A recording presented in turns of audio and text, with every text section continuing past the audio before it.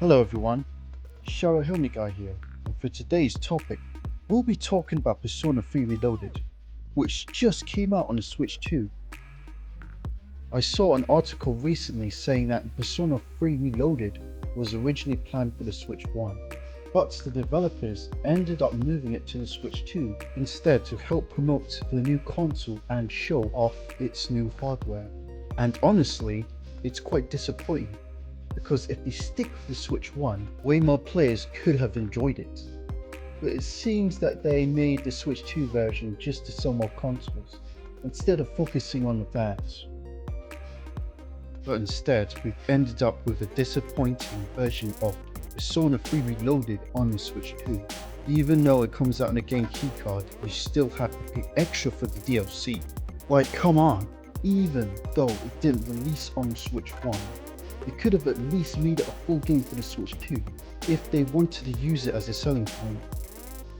Look, I get it, it's a third party release, but still, that's no excuse for this.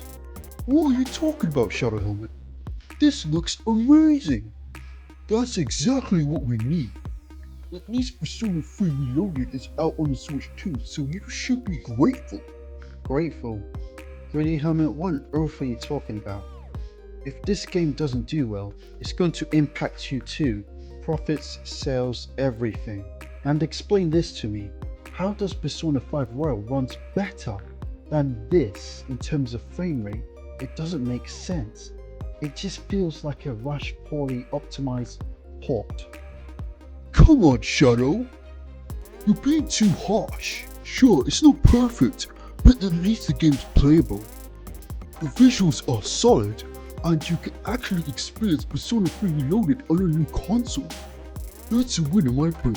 Plus, DLC and game keycards stuff isn't unusual these days.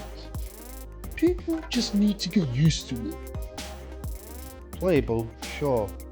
Solid visuals, maybe. But you're missing the point really. This could have been so much better if they actually focus on fans instead of just pushing it out for the Switch 2. Rush ports? Extra DLC fees? That's not how you treat a beloved game. At the end of the day, they had a chance to do it right, but they didn't.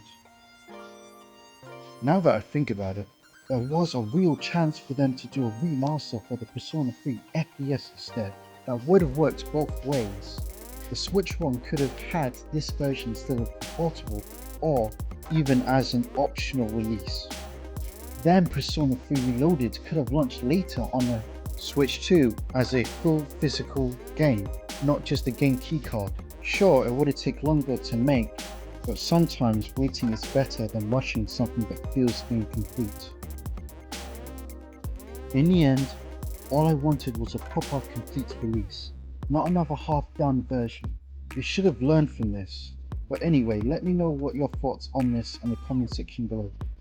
And once again, thanks for watching.